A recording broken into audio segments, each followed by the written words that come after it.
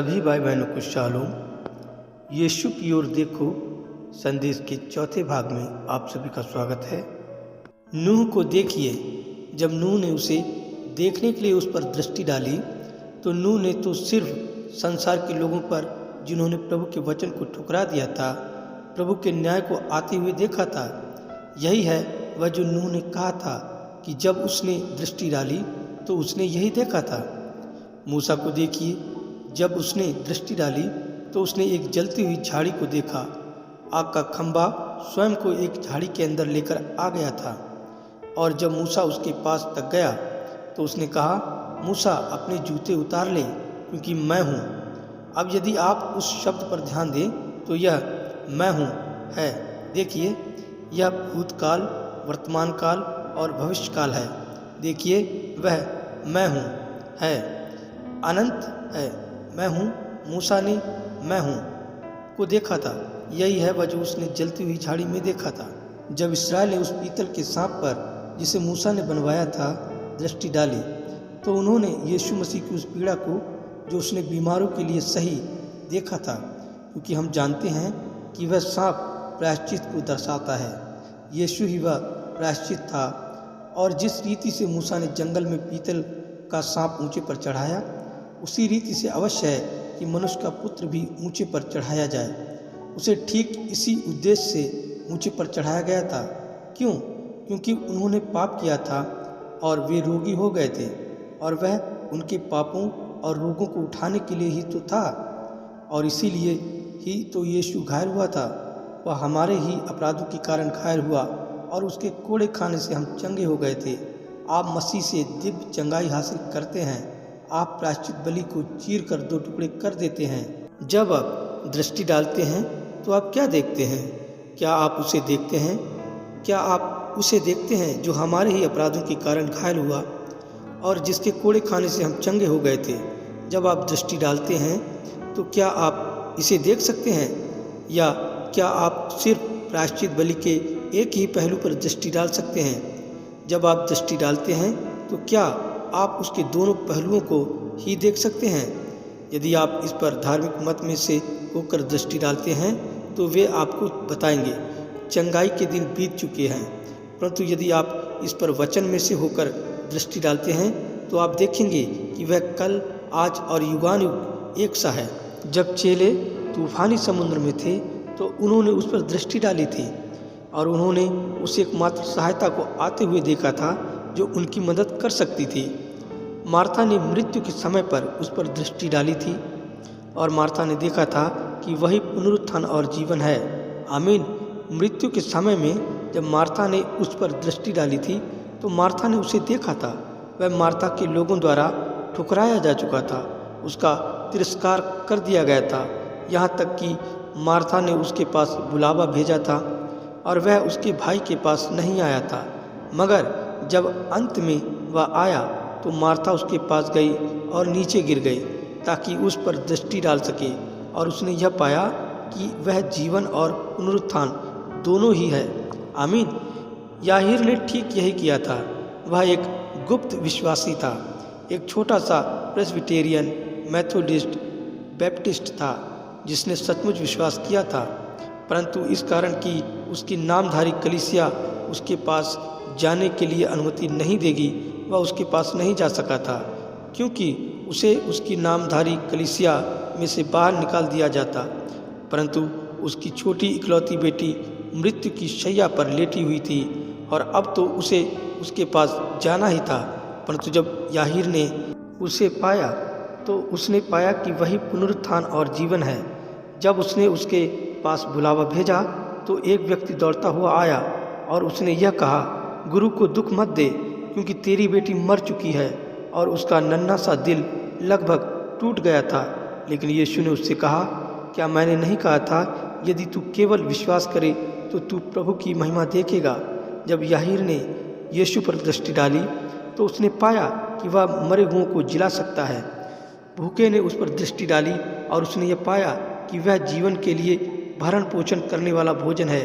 वह तो स्वाभाविक भूखा था, लेकिन आत्मिक भूखा उस पर दृष्टि डाल सकता है और यह पाता है कि वह जीवन की रोटी है। मर रहे डाकू ने यह देखने के लिए कि वह क्या देख सकता है उस पर दृष्टि डाली थी और उसने यीशु को अपनी माफ़ी पाया था। उसने कहा था, प्रभु जब तू अपने राज्य में आए तो तू मेरी सुधि लेना। और यीशु ने उससे कहा था, तू आज ही मेरे साथ स्वर्ग लोक में होगा। यही है वह जो उसने अपनी मृत्यु की घड़ी में देखा था। बीमार ने उस पर दृष्टि डाली और उसने एक चंगा करने वाले को देखा। अंधे ने उस पर दृष्टि डाली और वह देख सकता था। अब यह तो इस पर निर्भर करता है कि आप क्या देख रहे हैं। आप क्या देख रहे हैं? पतरस और नतनएल ने उस पर दृष्टि डाली थी और उन्होंने अपने भविष्यवक्ता मूसा के प्रतिज्ञा किए हुए वचन को प्रकट होते हुए देखा था। तेरा प्रभु यहोवा मेरे समान एक नबी उत्पन्न करेगा और जो उसकी सुने वह लोगों के साथ जोड़ा जाएगा, और जो उस पर विश्वास ना करे और उस भविष्यवक्ता की ना सुने वे लोगों में से अलग कर दिया जाएगा।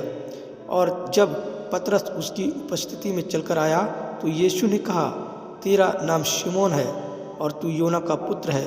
वह ठीक तभी जान गया था जब उसने यीशु पर पहली बार दृष्टि डाली थी, तो वह तभी जान गया था कि वह प्रभु के वचन की परिपूर्णता था, जो प्रभु का वचन कहता था, जो कि उसे यही होना ही था।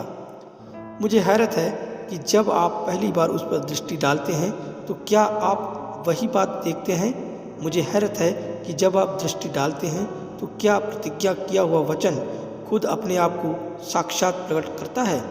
नतनएल को देखिए, ज्यों ही वह यीशु की उपस्थिति में आया, नतनएल के मन में जरा सा संदेह था। हम देखते हैं कि फिलिप्पुस उसके पास गया था और उसने उसे बताया था, आकर उसे देख जिसे हमने पा लिया है। और नतनएल ने आकर कहा, वह कौन सा है? वह बोला, शायद वह वो है जो वहाँ ऊपर बीमारों के लिए दुआ कर रहा है। वह भीड़ को चीरते हुए आगे बढ़ा ताकि यीशु की एक झलक देख सके। और जब उसने यीशु को देखा तो यीशु ने कहा, देखो यह सचमुच इस्राएली है, इसमें कोई कपट नहीं। उसने पूछा, हे रब्बी, तूने मुझे कब जाना? यीशु ने कहा, उससे पहले कि फिलिप्पुस ने तुझे बुलाया, जब तू अंजीर के पेड़ के तले था तब मैंने तुझे देखा। तब नतनएल ने क्या पाया था? उसने पाया था कि वहाँ पर इस्राएल का महाराजा था। वह बोला, तू प्रभु का पुत्र है, तू इस्राएल का महाराजा है। यही है वह जो उसने तब देखा था जब उसने दृष्टि डाली थी। उसे वचन के उस लेख का अनुवाद मिल गया था जो उसके सम्मुख रोशनी में लाया गया था। उसने इसे देखा था। उसने ठीक उसी वचन को देख लिया था जो अभिषिक्त भविष्यवक्ता मूसा ने कहा था, वह मेरे समान एक नबी होगा। वह स्त्री जो कुएं पर थी, उसने एक बार दृष्टि डाली थी और उसने क्या देखा था? उसने उसकी चर्चा नगर में की थी। उसने कहा था, आओ एक मनुष्य को देखो जिसने वह सब कुछ जो मैंने किया मुझे बता दिया। कहीं यही तो मसीह नहीं है? जब उसने पहली बार यीशु पर दृष्टि डाली थी तो उसने मसीह को देखा था। लोग आज ठीक उसी काम को देख सकते हैं और उसे हृदय के गुप्त विचारों को पढ़ने वाली कला कह सकते हैं। वे इसे प्रेतात्मावाद कहेंगे। वे इसे किसी भी प्रकार का वह शैतानी नाम कहेंगे जो वे इसे कह सकते हैं, क्योंकि वे नहीं जानते हैं कि वे क्या देख रहे हैं। आमीन। वे नहीं समझते हैं। वे तो किसी धार्मिक मत के लिए ही दृष्टि डाल रहे होते हैं। वे तो कलीसिया को क्रमबद्ध तरीके से व्यवस्थित करने के लिए किसी विद्वान के लिए दृष्टि डाल रहे होते हैं। वे तो और ज़्यादा सदस्यों के लिए दृष्टि डाल रहे होते हैं और उस मुबारक प्रभु यीशु मसीह को जो अपने ही वचन में प्रकट हुआ है देखने से चूक जाते हैं। यही सच बात है। यह तो इस पर निर्भर करता है कि आप किस लिए दृष्टि डाल रहे हैं। यदि आप आज की प्रतिज्ञाओं के पूरा होने के लिए दृष्टि डाल रहे हैं तो आप इसे देखेंगे, परंतु यदि आप किसी बुद्धिमान या किसी ऐसे को देखने के लिए दृष्टि डाल रहे हैं जिसे देखने के लिए हमेशा ही लोगों ने दृष्टि डाली है, आप किसी महान संस्थापक, किसी महान इतिहासकार, किसी दूसरे व्यक्ति को, अन्य किसी को देखने के लिए दृष्टि डाल रहे हैं, तो आप इसे देखने में चूक जाएंगे। परंतु जब आप उसे वचन में से होकर देखते हैं तो वचन ही इस बात की उद्घोषणा करता है कि वह कौन है। उसने अपने दिन के लोगों को इन कामों को करने की चुनौती दी थी। वे उसे नहीं देख सके थे। उसने कहा था, तुम अंधे मार्ग दिखाने वालों, तुम अंधों को मार्ग दिखाते हो। तुम दावा तो करते हो कि मूसा तुम्हारा भविष्यवक्ता था। यदि तुमने मूसा को जाना होता तो तुमने मुझे भी जाना होता। मूसा ने मेरे ही विषय में लिखा था और वे इसे देखने के लिए बहुत ही ज़्यादा अंधे थे। वे इस पर दृष्टि डाल तो रहे थे मगर वे इसे देखने के लिए बहुत ज़्यादा अंधे थे। मैं इस सुबह कुछ मिनटों के लिए उस चकाचौंध करने वाले चमचमाते हुए प्रकाश को एक साथ जोड़ता चला जा रहा हूँ। वे दृष्टि तो डाल रहे हैं और ये नहीं जानते हैं कि वे क्या देख रहे हैं, क्योंकि उनके पास उसकी गलत विचारधारा ही है जो वे ढूंढने की चेष्टा कर रहे हैं। यदि आप ये ही नहीं जानते हैं कि आप क्या देखने के लिए दृष्टि डाल रहे हैं तो आप यह कैसे जानेंगे कि आप क्या पाना चाहते हैं। आप कद्दू कैसे ढूंढने के लिए जाएंगे जब तक कि आपने कभी कद्दू देखा ही ना हो और ना ही कभी उसके बारे में कुछ सुना हो। आप तरबूज ढूंढने कैसे जाएंगे यदि आपने यह कभी जाना ही नहीं कि ऐसी कोई चीज़ है और वह कैसा दिखाई देता है। आप कोई ढोल पा सकते हैं और सोच सकते हैं कि वही तरबूज है। आप कोई और चीज़ पा सकते हैं।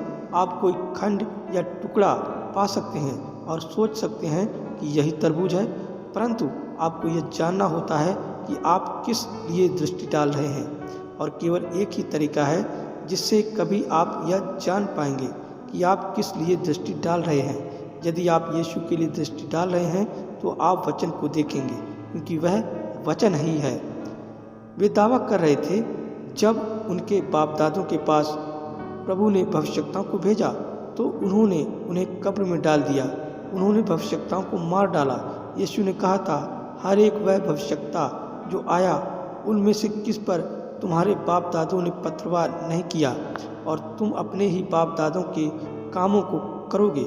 आमीन। वह धर्मी व्यक्ति, वह पवित्र व्यक्ति जिस पर कोई भी जन अपनी उंगली नहीं उठा सकता था, और फिर भी यीशु ने उन्हें सांप और शैतान कहा था। आप किस लिए दृष्टि लगा रहे हैं? यदि आप किसी पवित्र व्यक्ति के लिए दृष्टि लगा रहे हैं, कुछ लोग सोचते हैं कि चूंकि पवित्र आत्मा आप में से होकर काम करेगा इसलिए आपको होना चाहिए कुछ लंबा। ऐसा पवित्र व्यक्ति होना चाहिए जो इधर उधर घूमता फिरता है और यहाँ तक नहीं है। यह कोई पवित्र आत्मा नहीं है।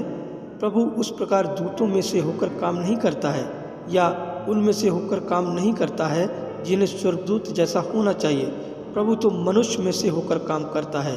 बाइबल बताती है एलिया हमारे समान ही दुख सुख भोगी मनुष्य था, परंतु आप तब तक उनके साथ नहीं हो सकते हैं जब तक कि आप यीशु को नहीं देख लेते हैं। पतरस और यूहन्ना सुंदर नामक फाटक पर थे और जब उन्होंने वहाँ पर उस मनुष्य की चंगाई के बारे में बताया तो उन्होंने समझा कि वे अनपढ़ जाहिल हैं, लेकिन उन्होंने यह भी जाना था कि वे यीशु के साथ रहे थे क्योंकि उसका जीवन उनमें से होकर झलक रहा था। अब देखिए, निर्भर तो इस पर करता है कि आप किस लिए दृष्टि डाल रहे हैं। उस स्त्री ने बाइबल पढ़ी थी, वह जानती थी कि मसीह आ रहा है और वह यह भी जानती थी कि मसीह क्या क्या करेगा। और ज्यों ही यीशु ने उससे कहा मुझे पानी पिला, त्यों ही उसने कहा इसका रिवाज नहीं है। वह सिर्फ एक साधारण सा इंसान ही था। अब यदि वहाँ पर एक बहुत बड़ी पगड़ी और सभी प्रकार के आभूषणों को पहने हुए बैठा होता जैसा कि कुछ पवित्र लोग पहनते थे, तो उस स्त्री ने यह कहा होता, अच्छा वहाँ एक पुरोहित है, और वह वहाँ से चली गई होती। वहाँ पर किसी तरह का कोई रब्बी है और वह वहाँ से चली गई होती। कोई प्रचारक या कोई व्यक्ति या किसी और। मैंने आज एक व्यक्ति को वहाँ पर जहाँ पर मैं भोजन करने के लिए गया था, भोजन करने के लिए आते हुए देखा, और वह व्यक्ति अंदर आया और उसने काफ़ी सारी सलीबें तथा ऐसी ही चीज़ें पहनी हुई थीं। यह एक अच्छी बात है कि वे लोग कभी कभी इसे पहने, लेकिन मैं सोचता हूँ कि आपको एक जीवन व्यतीत करना चाहिए, आपको यह साबित करने के लिए कि आप कौन हैं। पादरी वाली पोशाक का ढेर सारा लवादा नहीं पहनना होता है। कभी कभी वे शराब पीते हैं और बहुत ज़्यादा शराब पीते ही चले जाते हैं और सिगरेट पीते हैं और इसी प्रकार के सारे कार्यकलाप करते हैं। उन्हें यह जानने तक के लिए कि वे प्रचारक हैं या नहीं, पादरी वाले कपड़े पहनने पड़ते हैं। यह सही बात है। मैं आपको बताता हूँ कि एक मनुष्य के लिए पहनने के लिए पादरियों वाली वेशभूषा पवित्र आत्मा का बपतिस्मा, वही आपकी यह पहचान कराएगा कि आप यीशु के साथ हैं। अब हमने यह पाया है कि यह इस पर निर्भर करता है कि आप किस लिए दृष्टि लगा रहे हैं। एक भली प्रकार से सुसज्जित व्यक्ति को, दूल्हे जैसे अच्छे कपड़े पहने हुए किसी व्यक्ति को, किसी प्रकार की पगड़ी लगाए हुए व्यक्ति को देखते हैं, फिर तो आप उसे कभी नहीं देखेंगे, क्योंकि वह तो बस एक साधारण सा ही व्यक्ति था। प्रभु तो मनुष्य के साथ व्यवहार करता है। यीशु एक मनुष्य था, वह प्रभु ही था जो मनुष्य में था, और वह खुदा था। अब देखिए, हम इस स्त्री को देखते हैं कि जब उसने इस रहस्यमयी चिन्ह को देखा कि वह उसे वो बता सकता है जो उसने गलत किया था या जो उसके हृदय के अंदर था, तो वह तुरंत ही जान गई थी कि वह मसीह था। अतः जब उसने यीशु पर दृष्टि डाली तो उसने मसीह को देखा। मसीह के क्या काम थे? हृदय के गुप्त विचारों को जानना। क्या आप इसे भली बात समझ गए हैं? मुझे आश्चर्य होगा अगर आप इसे समझ जाएं। यदि आप आज रात्रि उस पर दृष्टि डालते हैं तो आप क्या देखेंगे? वह एक सा ही होगा। मसीह वचन है, वचन। और बाइबल इब्रानियों के 4 अध्याय में कहती है, प्रभु का वचन 2 धारी तलवार से भी चोखा और प्रबल है, जो गांठ गांठ गूदे गूदे को बार बार छेदता है और उन विचारों को जांचने वाला है जो हृदय के अंदर होते हैं। और जब वह जान गई थी कि मसीह को वह प्रकट वचन होना है और वह उसे बता सकता था कि उसके साथ क्या गड़बड़ है, तो वह जान गई थी कि वो ही मसीह है।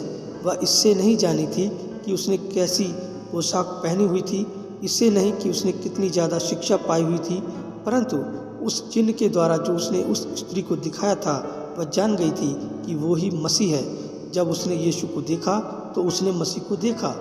प्रभु वैसे ही एक मनुष्य के अंदर था जैसा उस अभिषिक्त युग के लिए वायदा किया गया था। परंतु आप जानते ही क्या है, उन युगों में से जिनके बारे में मैंने बोला है, उनमें से बहुतेरे ऐसे थे जिन्होंने उस चीज़ को कभी नहीं देखा था। उनमें से बहुतेरों ने इसे कभी नहीं देखा था। बिल्कुल ठीक वैसा ही आज है। बहुतेरों ने मूसा को नहीं पहचाना, बहुतेरों ने एलिया को नहीं पहचाना, बहुतेरों ने नहीं, उन्होंने उन्हें तब तक नहीं पहचाना जब तक कि वे चले ना गए, और इसके बाद ही उन्होंने इसे पहचाना। नूह के दिनों में केवल अविश्वासियों ने देखा। अविश्वास ने क्या देखा था? मैंने आपको बताया है कि विश्वासी ने क्या देखा था। अब आइए हम देखें कि अविश्वासी ने क्या देखा था।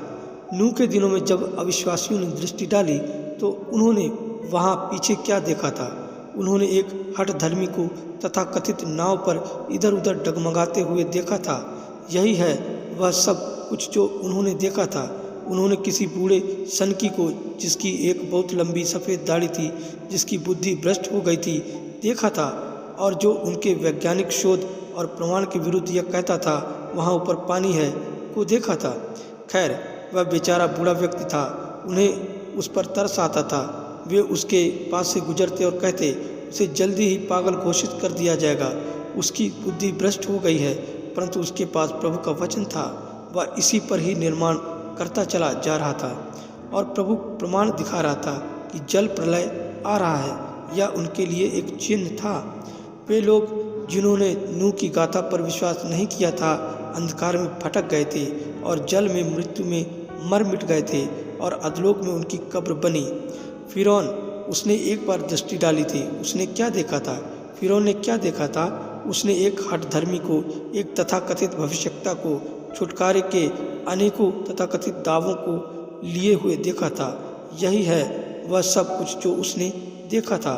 उसने एक मिट्टी गूंदने वाले को, एक गुलाम को जो लोगों के बीच खड़ा हुआ था और कह रहा था कि उसे प्रभु की ओर से आश्चर्य कर्म दिखाने के लिए भेजा गया है, देखा था। क्यों? क्या उन्होंने नहीं सोचा था कि इस इंसान की बुद्धि भ्रष्ट हो गई है? कहा, जाओ उसे बेसिर पैर की बातें करने दो, थोड़ी देर के बाद उसे पागल घोषित कर दिया जाएगा। परंतु उसके पास यहोवा यूं फरमाता है वाला वचन था। विश्वासियों ने, हारून, यहोशू और उनमें से बहुतेरों ने प्रभु को मूसा के अंदर देखा था, और मूसा ने प्रभु के कामों को किया था। यही कारण था कि वे जानते थे कि प्रभु मूसा के अंदर है। उन्होंने दृष्टि डाली और उन्होंने प्रभु को मूसा के अंदर देखा। एक धनी आदमी ने दृष्टि डाली थी और उसने बिल्कुल ठीक वही देखा था जो वह था, लेकिन उस अमीर आदमी ने उसके पीछे पीछे चलने से मना कर दिया था, क्योंकि वह यीशु के पीछे चलने की अपेक्षा संसार की वस्तुओं से बहुत ज़्यादा प्रेम करता था। कितने ही उस तरह के धनी लोग इस टेप पर कान लगाएंगे।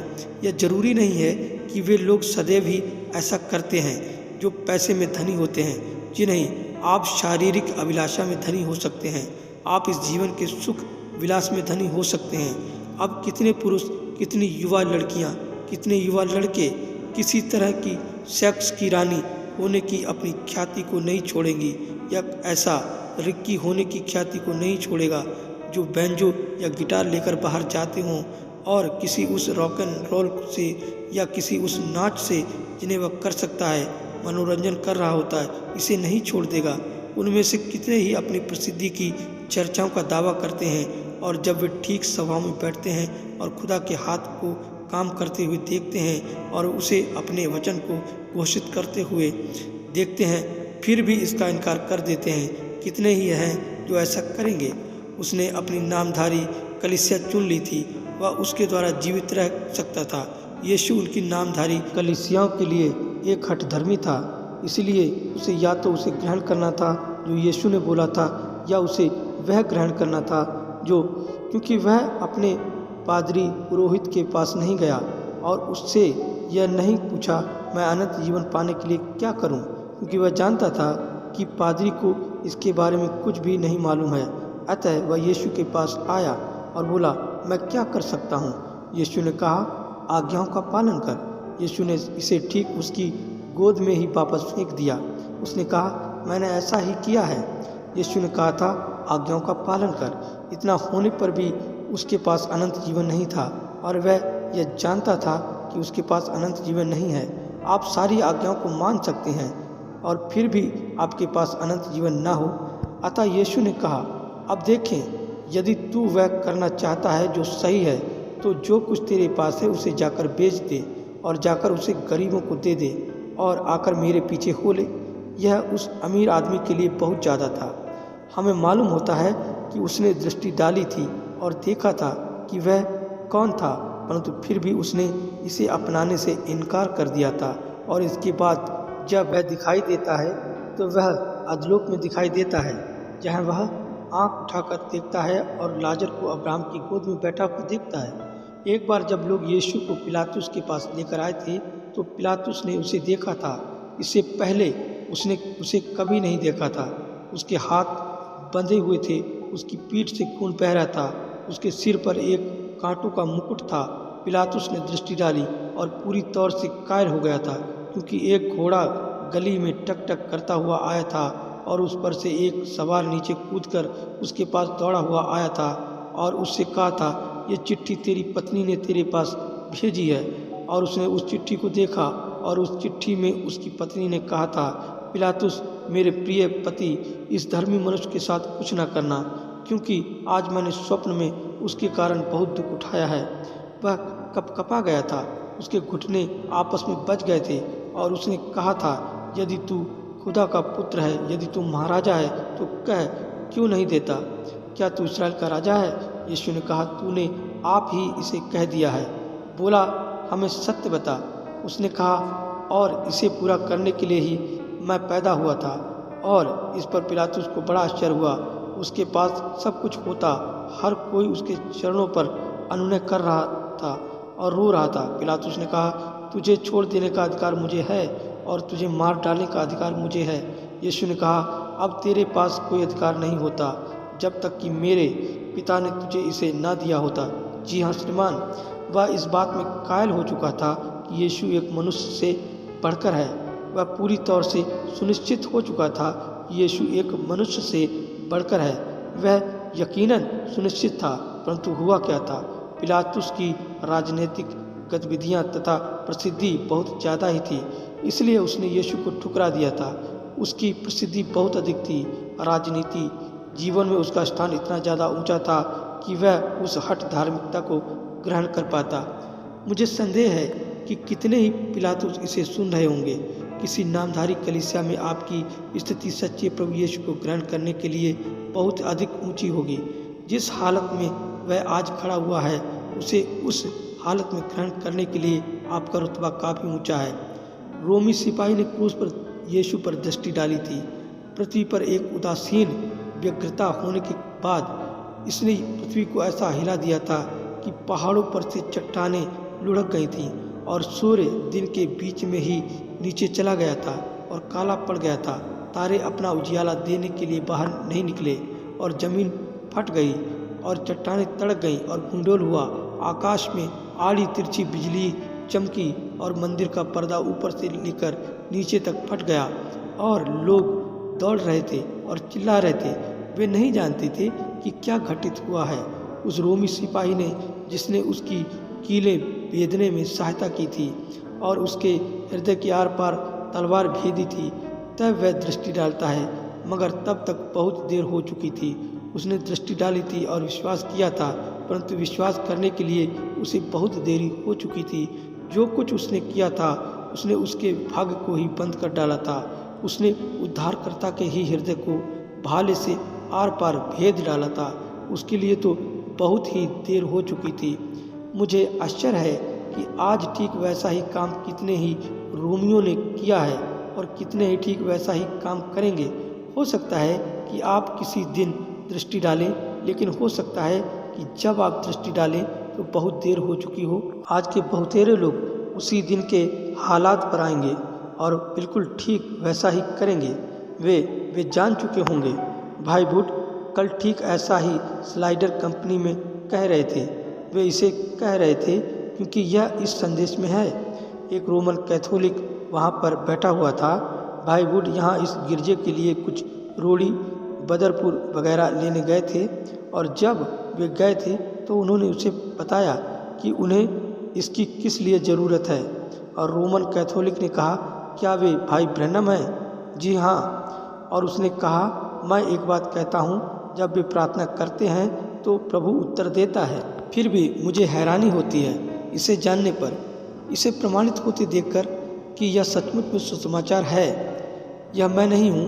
कोई भी व्यक्ति जो मसीह का प्रतिचित्रण कर रहा है, यह तो वचन है जिसके विषय में हम बातें कर रहे हैं। हम किसी मनुष्य के विषय में बातें नहीं कर रहे हैं।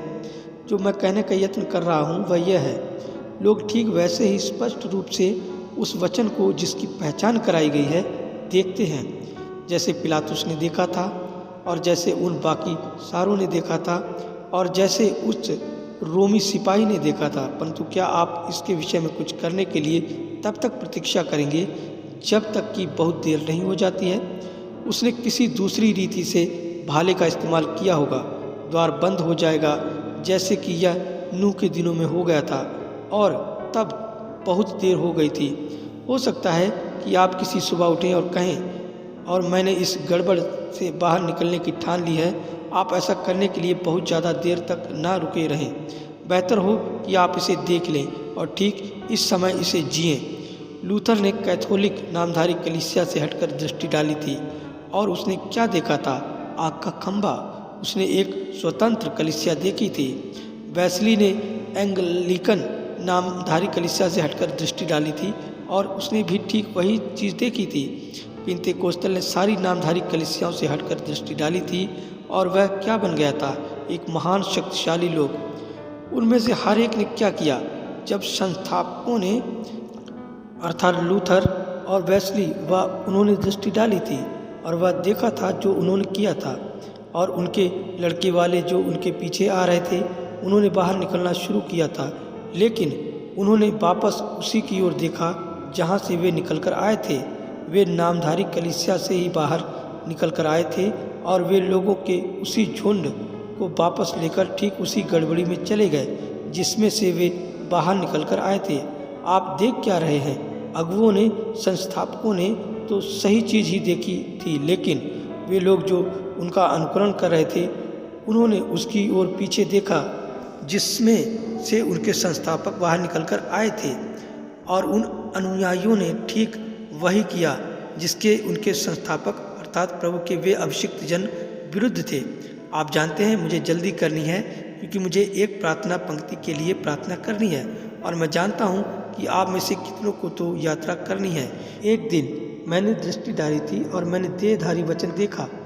मैंने अल्फा और ओमेगा देखा। मैंने कभी भी कोई 3, 4 या 5 नहीं देखे।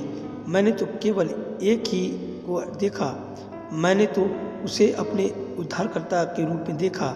मैंने उसे देखा, मैंने वचन को देखा, मैंने उसे उजियाले को देखा, मैंने उसे देखा, मैंने सर्वशक्तिमान प्रभु देखा, मैंने उसमें प्रभु देखा, मैंने आग का खंभा देखा, मैंने उसके अंदर ठीक वही देखा जो बाइबल बताती है कि वह है। मैंने देखा कि वही अल्फा और ओमेगा था। मैंने देखा कि वही आग का खंभा था।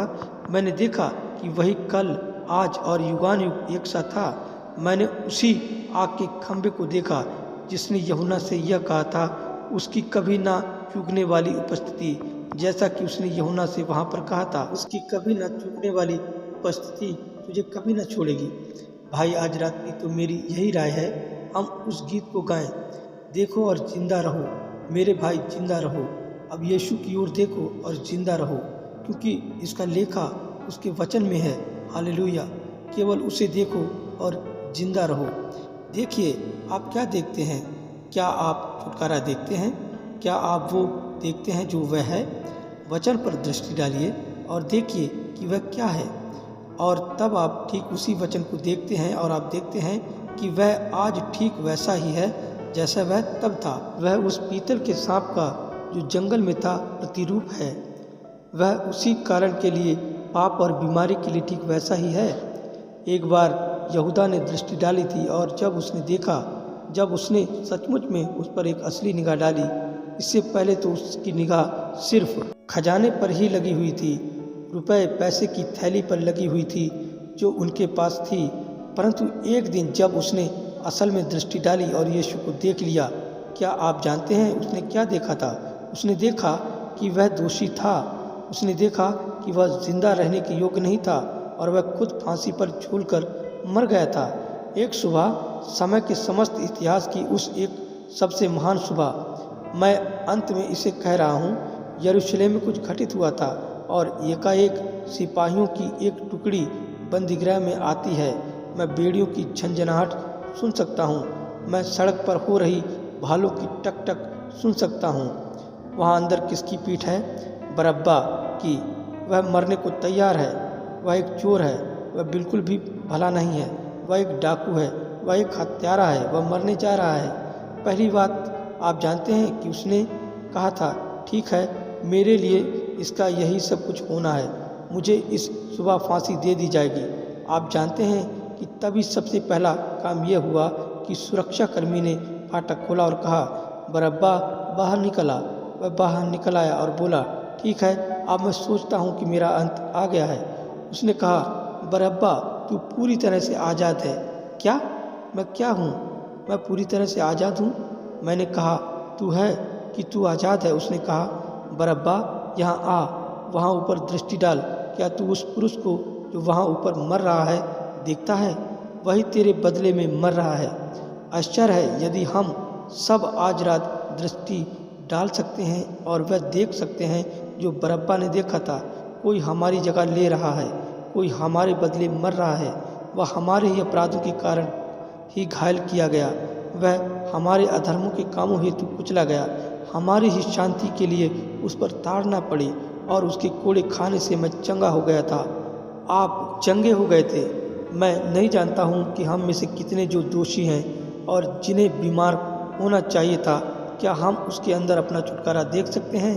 आप जिन्हें नरक में चला जाना चाहिए, आप उसके अंदर अपनी स्वतंत्रता देखें, स्वर्ग जाने का अपना प्रवेश पत्र देखें। मुझे हैरत है कि क्या आप वह देख सकते हैं जो बरअब्बा ने उस दिन देखा था। उसने कहा था, और थोड़ी देर रह गई है कि संसार फिर मुझे नहीं देखेगा, लेकिन तुम मुझे देखोगे। हे कलीसिया, तब यदि उसने यह कहा था, तुम मुझे देखोगे, तो यह एक प्रमाण है कि तुम उसे फिर से देख सकते हो। तुम मुझे देखोगे क्योंकि मैं तुम्हारे साथ होऊंगा, यहाँ तक कि जगत के अंत तक तुम्हारे अंदर होऊंगा। आप उसे कैसे देखते हैं? वचन पर दृष्टि डालकर। वह वचन है। आप वचन पर दृष्टि डालें और देखें कि क्या प्रतिज्ञा है, क्योंकि वह कल, आज और युगानुयुग एक सा है। प्रभु आप सभी को आशीष दें। यीशु की ओर देखो संदेश का 5वां भाग आप सभी के सम्मुख जल्द ही प्रस्तुत किया जाएगा। जय मसीह की।